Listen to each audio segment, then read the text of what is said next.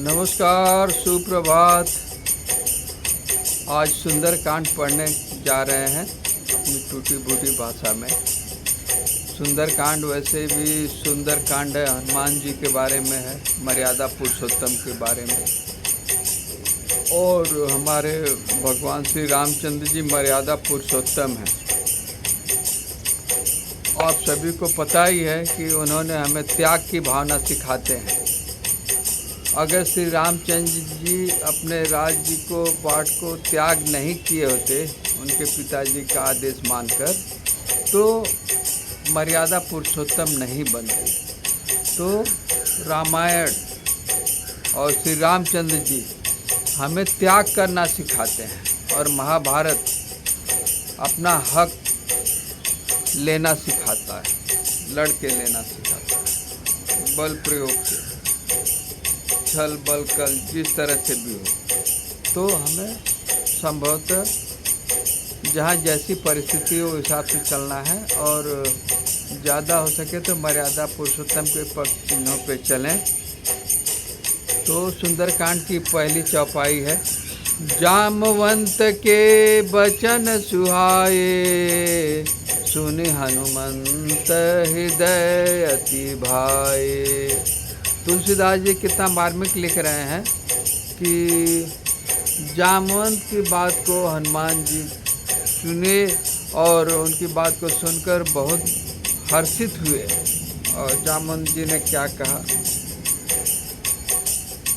आगे देखिए। प्रसंग उस समय का है जब समुद्र के किनारे सभी वानरी सेना सब सीता माता का पता लगाने के लिए वहाँ पे समुद्र के किनारे है और आपस में विचार विमर्श कर रहे हैं। जामवंत जी कह रहे हैं कि भाई हम तो उतना दूर जा सकते हैं, अंगद बोलते हैं मैं जा सकता हूँ, आने में कुछ संशय है। इस तरह से सभी लोग आपस में, तो जामवंत जी हनुमान जी को उनकी शक्ति याद दिलाते हैं। कहते हैं कि आप हनुमान जी पवन पुत्र हो, आप पवन के समान कहीं भी आ जा सकते हो। आपने तो बचपन में ही सूर्य देवता इतना करोड़ों अरबों मील दूर है, उसको आपने मीठा फल समझ के खा लिया था। तो आपसे सब संभव है, श्रीलंका तो बहुत दूर नहीं है। तो आगे की चौपाई श्री श्री गोस्वामी तुलसीदास जी लिखते हैं, तब लगी मोहि पर ख्यो तुम भाई, सही दुख कंद मूल फल खाई। हनुमान जी तैयार हो गए हैं, अपने साथियों को, अपने मित्रों को कहते हैं कि हे भाइयों, मेरा इंतज़ार तब तक करना, कंदमूल फल वगैरह खा के, रूखा सूखा जो भी यहाँ उपलब्ध हो समुद्र के किनारे। तो जब तक मैं सीता माता का पता लगा के नहीं आ जाता हूँ तब तक आप इंतज़ार करना।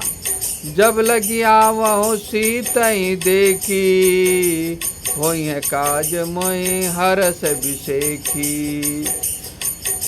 जब लगी आवहु सीतई देखी, होई है काज मोहि हरस बिसेखी। अब देखिए, जब कोई भी काम बनना होता है तो मन प्रसन्न रहता है, प्रफुल्लित रहता है।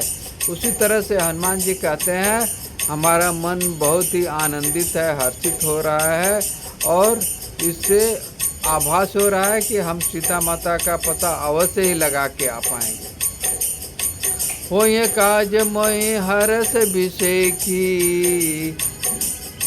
काज हमारा पूर्ण होगा, हमारा कार्य पूर्ण होगा, हमें बहुत ही विशेष हर्ष हो रहा है। आगे लिखते हैं, यह कही नाई सबन कही माथा, चले हर्ष दिय धरि रघुनाथा। ऐसा कहकर हनुमान जी सभी को नतमस्तक नमस्कार प्रणाम करके, अभिवादन करके वहाँ से चले।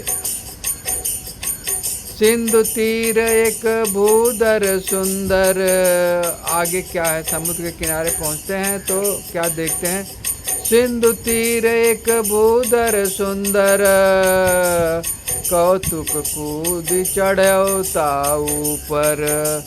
हनुमान जी वहाँ देखें एक छोटा सा टीला है समुद्र के किनारे, ऊंचा स्थान है, वहाँ पे उसके ऊपर चढ़ जाते हैं।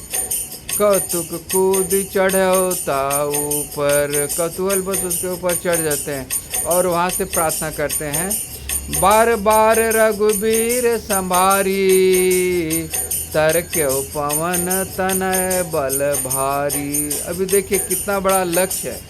हमारे लाइफ में भी लक्ष्य होता है, हमारे जीवन में भी हमें ऐसा हनुमान जी की तरह हर्षित होके उसको करने के लिए प्रेरित होना चाहिए। जिस तरह से हनुमान जी सीता माता का पता लगाने के लिए अकेले ही वहाँ से चलते हैं और एक बड़े उद्देश्य लेकर वहाँ से उस पहाड़ ऊंचे टीला से जंप करने की तैयारी कर रहे हैं, तो क्या होता है मन में क्या कहते हैं कि ईश्वर की प्रार्थना करते हैं, बार बार रघुबीर संभारी, तर क्यों पवन तनय बल भारी, जय गिर चरण देहि हनुमंता, चले सुगा पाताल तुरंता।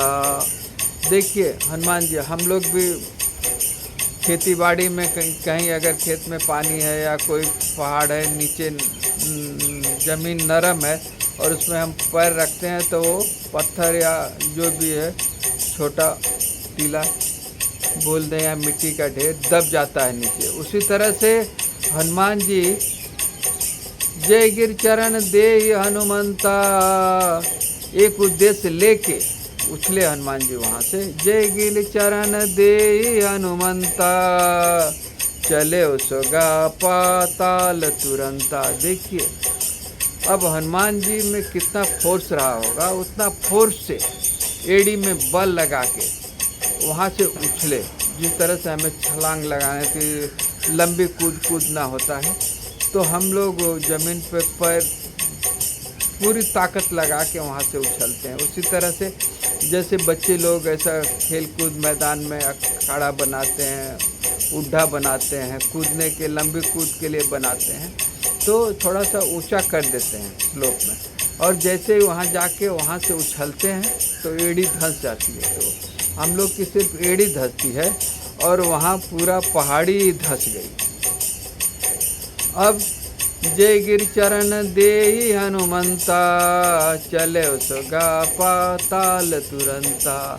अब हमारे वैज्ञानिक भी इससे ले रहे हैं कि जिस वेग से हनुमान जी ऊपर उछलते हैं उसी वेग से वो जो टीला है, पहाड़ी है, वो नीचे दब जाती है। तो हमारे वैज्ञानिक लोग लेते हैं कि न्यूटन वगैरह जो उसी से लिए हैं, बोलते हैं कि एक्शन के बराबर रिएक्शन, मतलब जिस वेग से हनुमान जी ऊपर उछले हैं उसी वेग से वो पहाड़ी नीचे दब गई।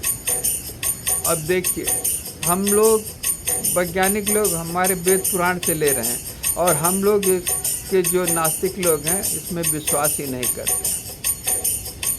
जय गिर चरण देहि हनुमंता, चले सुगा पाताल तुरंता, जिमि अमोघ रघुपति कर बाना, यही भांति चले हनुमाना। देखिए जिस तरह से रघुनाथ जी का अमोघ बाण निकलता है, रॉकेट निकलता है, इनसेट हम लोग उपग्रह छोड़ते हैं, उस स्पीड से हनुमान जी निकले। अब आप लोग यही कल्पना करिए, जो हनुमान जी सूर्य को अपने मुंह में ले लेते हैं, अगर सूर्य के यहाँ कुछ रॉकेट भी भेजा जाए तो कई सालों लग जाते हैं और कुछ ही पल में वहाँ जाके उनका भक्षण कर लेते हैं, मुंह में लेते हैं, सारी सृष्टि अंधेरा हो जाता है। इंद्र जी आते हैं, उनसे छुड़ाते हैं, रिक्वेस्ट करते हैं, ये सब सारी बातें आप जानते ही हैं। तो अब हनुमान जी का बल का पता लगाइए कि कितने शक्तिशाली हैं। दुनिया में ऐसे रॉकेट और ये वो आज तक कोई नहीं बना है कि जो इतने कम समय में सूरज के पास चला जाए। तो कहने का मतलब कितनी सामर्थ्य है। बोलते हैं कि हजारों हाथी से भी ज़्यादा ताकत इंद्र में थी, इंद्र से कई हजारों लाखों गुना ताकत हनुमान जी के एक अंगुली में है। तो बताइए हमारे हनुमान जी कितने सर्वशक्तिमान हैं, कितने सक्षम हैं। और वो जिस पहाड़ी से उठेंगे तो वो पहाड़ी तो धंसना तय है, और रॉकेट की भांति वहाँ से निकलते हैं। अब आगे देखते हैं तो क्या होता है। जल निधि रघुपत दूत बिचारी, तय मैनाक होई श्रमहारी। अब जैसे ही आगे जाते हैं तो समुद्र देवता को ये घबरा जाते हैं कि हनुमान जी अरे इतना किस लक्ष्य में जा रहे हैं, और उनके स्वागत में आ जाते हैं। जल निधि रघुपत दूत बिचारी, जल देवता समुद्र देवता अपने दूत को आदेश देते हैं, और वहाँ पे मैनाक पर्वत, उसी तरफ से मैनाक पर्वत वहाँ पे पहले पर्वत जैसे उपग्रह आजकल भी वायुमंडल आकाश मंडल में तारे चलते रहते हैं चलायमान है, उसी तरह से मैनाक पर्वत उस समय धरती के एकदम करीब करीब समुद्र के ऊपर नज़दीक से धरती के पैरेलल चल रहे थे। तो समुद्र देवता मैनाक पर्वत से अनुरोध करते हैं कि हे मैनाक पर्वत, हनुमान जी को अगर कहीं थकान महसूस हो तो आप उनको आश्रय दीजिएगा। और आगे क्या होता है, हनुमान जी क्या करते हैं मैनाक पर्वत को, हनुमान ते परसा कर पुन कीन प्रणाम, राम काज कीनो बिना मोह कहा विश्राम, सियावर रामचंद्र की जय। और हनुमान कह रहे हैं, हनुमान ते परसा कर पुन कीन प्रणाम। हनुमान जी मैनाक पर्वत को सादर स्पर्श करते हैं और कहते हैं कि अभी हमारे पास समय नहीं है, राम काज जब तक नहीं कर लेता हूँ तो हमें विश्राम करने का समय नहीं है। आगे क्या होता है, जात पवन सुत देवन देखा, जानहु कहूँ बल बुद्धि विशेखा। अब आगे जाते हैं तो जात पवन सुत देवन देखा। अब देखिए कितना बड़ा संयोग है, पूरे सृष्टि में हलचल मची हुई है, ये मामूली घटना नहीं है। अब इंद्र देवता भी देवतागण वहाँ से स्वर्ग से देख रहे हैं कि हनुमान जी बहुत बड़े लक्ष्य के लिए जा रहे हैं, तो अब ये हनुमान जी सक्षम है कि नहीं। इंद्र देवता और सारे देवता लोग उनकी परीक्षा लेना चाहते हैं कि भाई अभी निकले तो हैं, इतने वेग से देखे पहुंच पाते हैं, पता लगा पाते हैं कि नहीं। तो उस सुरसा नाम की एक जो नागों की माता हैं उनसे रिक्वेस्ट करते हैं, सुरसा नाम अहिन की माता, पठई आहे करऊँ तेहि बाता। नागों की माता से सभी देवता लोग अनुरोध करते हैं कि हे सुरसा माता, आप जाइए हनुमान जी के बल बुद्धि की परीक्षा लेकर आइए। अब सुरसा माता आगे जाके डायरेक्ट हनुमान जी के सामने ही आ जाती हैं। क्या कहती हैं, सुरसा नाम इनकी माता, पठई आहे करें तही बाता। अब सुरसा माता कहती हैं, आज सुरन मोहि दीन आहारा, सुनत बचन कह पवन कुमारा। सुरसा माता हनुमान जी के सामने एकदम से आके खड़ी हो जाती हैं और कहती हैं कि आज अच्छा हुआ, आज देवताओं ने हमें भरपूर भोजन दिया है, हमारा शिकार आप हैं। तो हनुमान जी रिक्वेस्ट करते हैं, राम काज कर फिर मैं आवऊँ, सीता की सुधि प्रभु सुनाऊँ। अब हनुमान जी बोलते हैं कि मैं राम का काज करने के लिए लिख रहा हूँ और मैं वहाँ उसको सीता माता का पता लगा के आ जाता हूँ, तो आप भक्षण कर लेना, हमें कोई तकलीफ नहीं। तब बदन पैठिया आई, सत्य कहो मैं जान दे माई। तब तक वो और नज़दीक आ गई। अब हनुमान जी और अपना विवेक चलाते हैं और उनको माई बोलते हैं, माता बोलते, हे माता, आप भी माता हैं और हम सीता माता का पता लगाने के लिए जा रहे हैं। तो अब सोचते हैं माता कहने से हो सकता है इनको कुछ दया आए, मगर अभी हमें वो भी सीखना है कि ये सब रिश्ते नाते माता पिता ये बाधक हो जाते हैं, क्योंकि अगर दुश्मन है उसके सामने माँ बाप बोल के गिड़गिड़ाएंगे तो कुछ असर नहीं होता है। अब वो एकदम से आगे आ जाती है तो अब क्या, किसी प्रकार से उनको आगे बढ़ने ही नहीं देती है।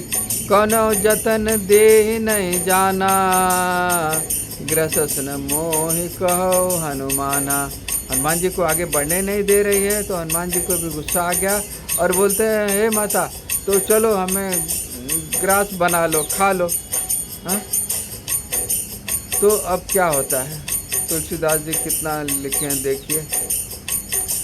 योजन भरते ही बदन पसारा, कपितन दून कीन दुगुन विस्तारा।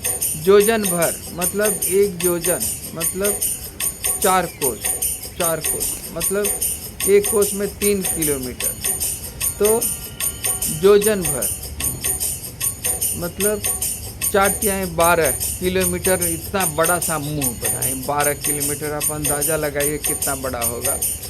कपितन कीन दुगुन विस्तारा, और हनुमान जी हमारे बलशाली तुरंत उससे दुगुना कर लिए, 12 किलोमीटर का 24 किलोमीटर। अब यहाँ प्रतिद्वंदिता बढ़ गई है। अब आगे सुरसा कहती है 16 योजन मुख तय ठयऊ, तुरत पवन सुत 32 भयऊ। उसने 16 योजन का मुख किया तो हनुमान जी तुरंत 32 का अपना मुँह किए। 32 किलोमीटर तो आप समझिए कितना, 32 योजन तो किलोमीटर में कई गुना हो गया, समझिए। अब क्या हो रहा है प्रतिद्वंदिता। जस जस सुरसा बदन बढ़ावा, तासु दून कपि रूप दिखावा। अब लोग एक दूसरे से बड़ा करते जाते हैं तो अब आगे एक ऐसी स्थिति आती है कि सुरसा 100 योजन 400 कोस, 400 का 3 गुना 1200 किलोमीटर। 1200 किलोमीटर कितना है, मुंबई से समझिए यूपी के बॉर्डर तक 1200 किलोमीटर। इतना बड़ा मुंह बनाइए, अब वायुमंडल में इतना बड़ा आकार। अब हनुमान जी निपुण थे, बल बुद्धि विवेक में निपुण थे।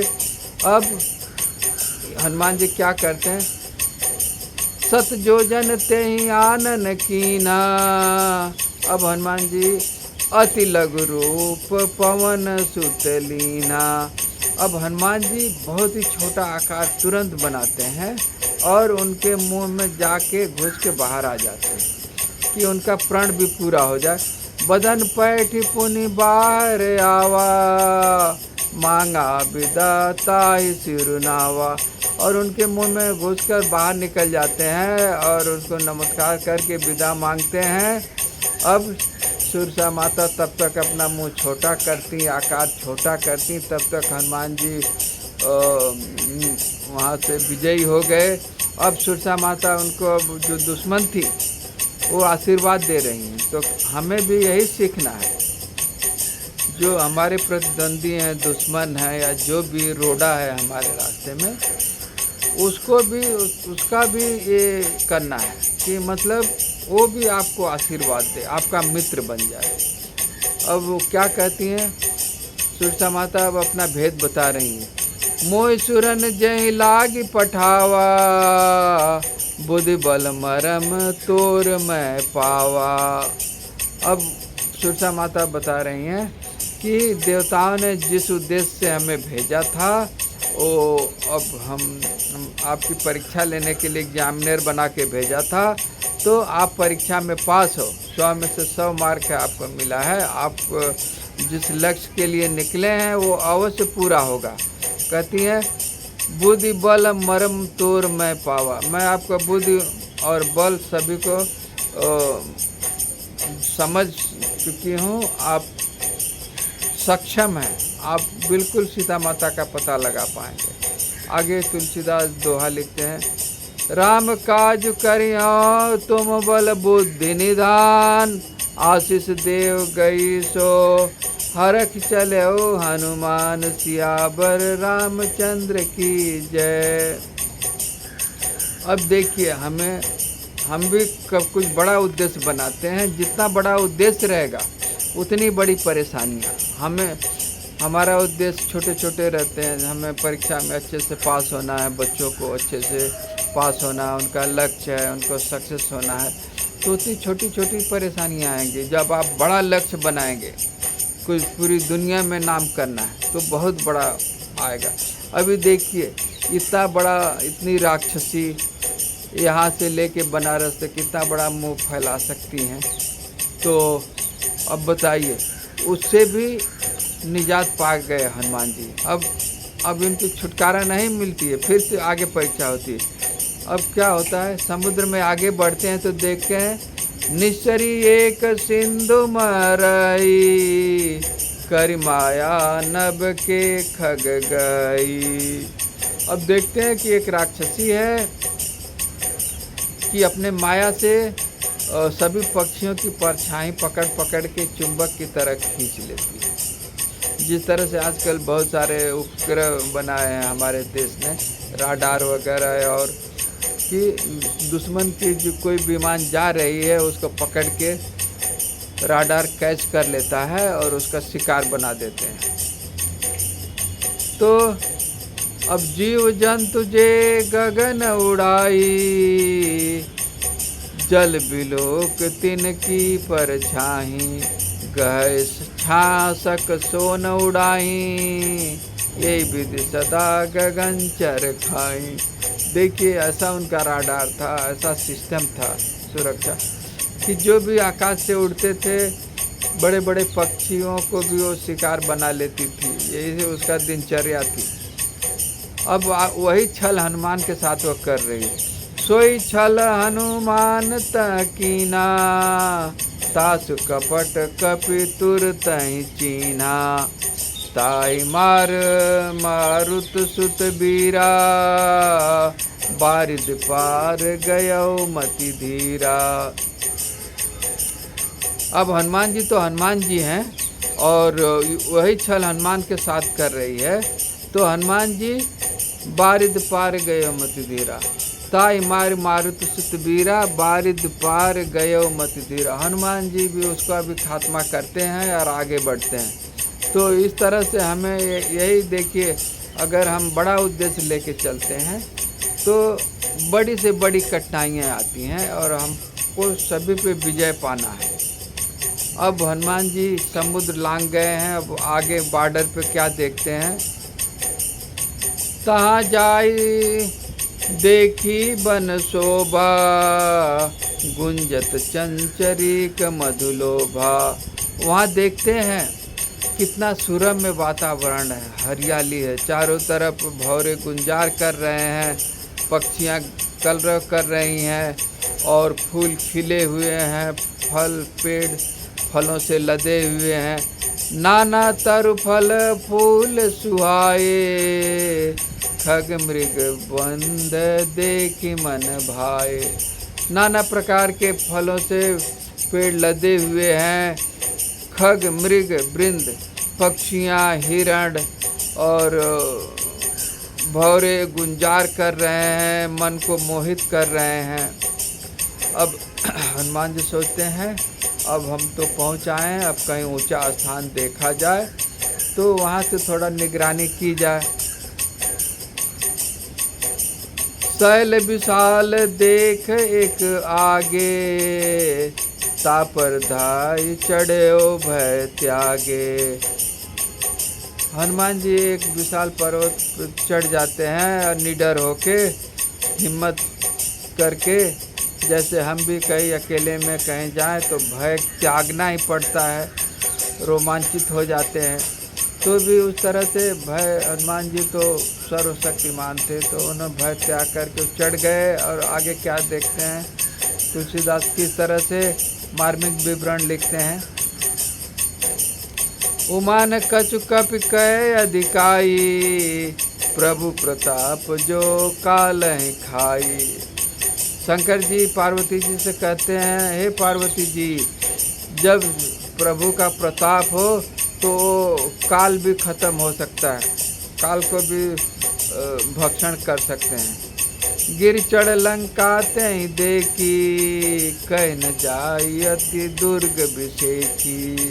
पहाड़ पे चढ़ के हनुमान जी लंका को देखते हैं तो अभी उनकी सब डर भय दूर हो जाती है। इतना विचित्र शहर, इतना रमणीय सुंदर, चारों तरफ से सोने की लंका। अति उतंग चल निध चौपासा, कनक कोटि कर परम प्रकाशा।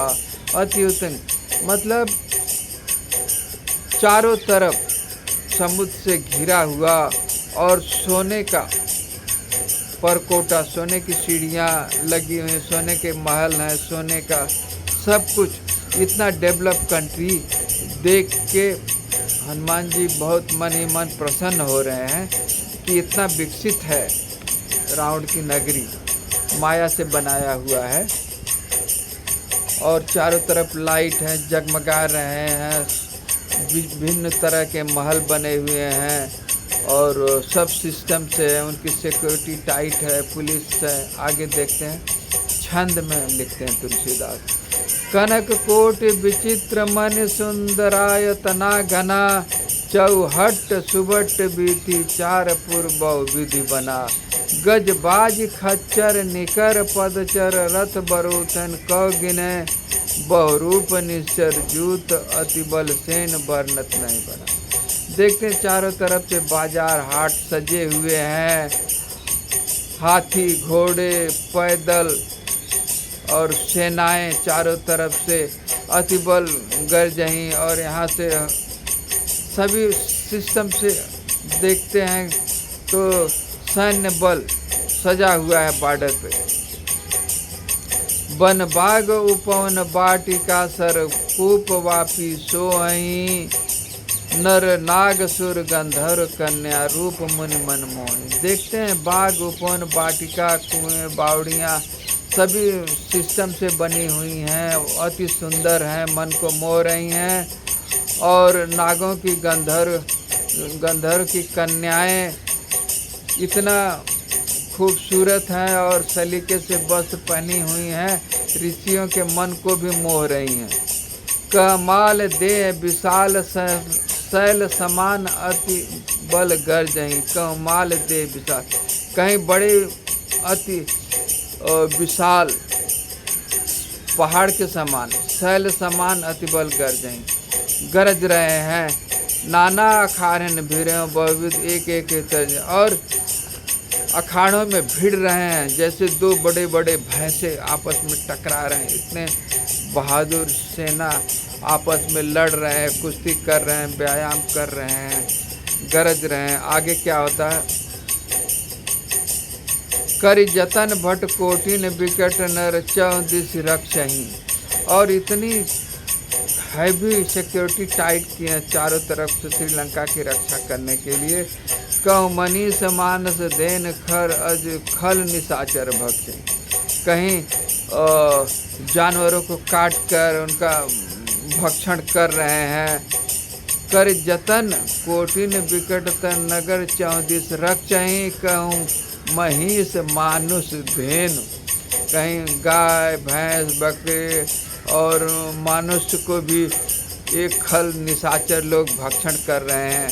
ये लाग तुलसीदास इनकी कथा कुछ है कही, रघुवीर सर तीरथ सरिन त्याग गत पै सही।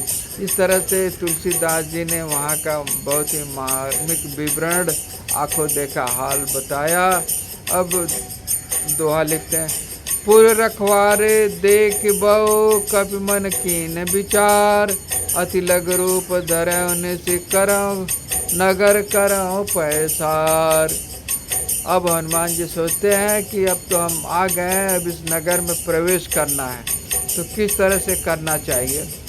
ये हमको भी यही सीखना है कि चाहे विकट स्थिति है, लक्ष्य को पाना है तो छल बल कल दल किसी भी तरह से अपने को बचा के लक्ष्य को प्राप्ति करनी है, लक्ष्य के यहाँ पहुँचना है।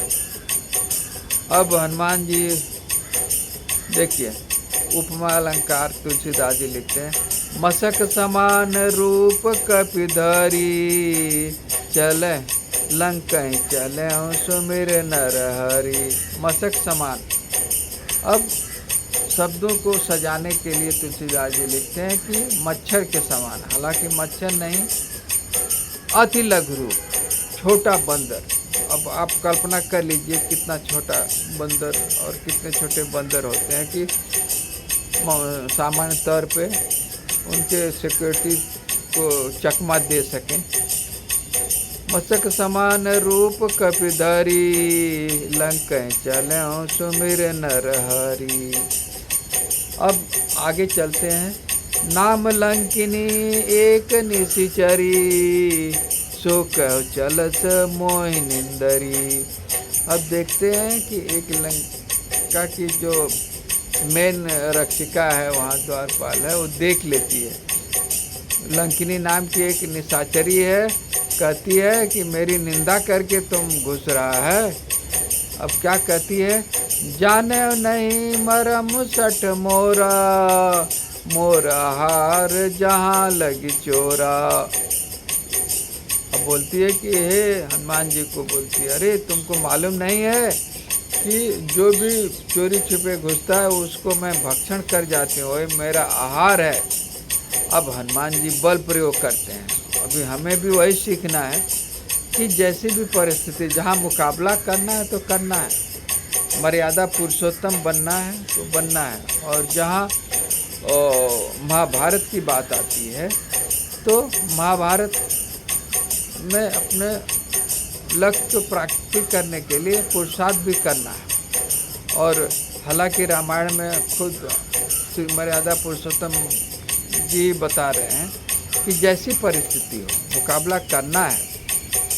अब अपने साथ गलत हुआ है तो उसके लिए युद्ध करना है। तो रामायण में भी मर्यादा पुरुषोत्तम भी बोलते हैं कि आपके साथ गलत हुआ, आपकी मर्यादा, आपकी आन बान और आपके इस पे इज्जत पे कुछ कोई प्रहार करता है तो आपको लड़ना है, न कि आपको सरेंडर कर देना है। तो अब हनुमान जी उसको एक घूसा मारते हैं, मुस्टिका एक महाकपिहानी, रुधिर बमत धरनी धनमानी। ऐसा एक ही घूसा मारते हैं कि उसका मुंह दांत वाट टूट जाता है और जमीन पर गिर जाती है। पुण्य संभारी उठी सो लंका, जोरी पानी कर विनय सशंका। अब देखिए, दुश्मन को अगर भय दिखाएंगे तभी वो नॉर्मल होता है। तो देखिए, अब हाथ जोड़ के खड़ी हो जाती है और क्या कहती है, हाथ जोड़ के खड़ी होकर बोलती है, जब रावण ब्रह्म वर दीना, चलत बिरंच कहा मोहि चीना। रावण को ब्रह्मा ने वरदान दिया था कि जब किसी बंदर के मारने से ये लंकिनी व्याकुल हो जाएगी तो समझिए कि लंका का अंतिम क्षण आ गया है, विनाश के तरफ जा रहे हैं। चलत बिरंच कहा मोहि चीना, विकल होते कप के मारे, तब जानस निश्चर संहारे। अब देखिए, संकेत है, अशुभ संकेत है लंका के लिए और अपने लिए शुभ संकेत है, सीता माता का पता लगाना है।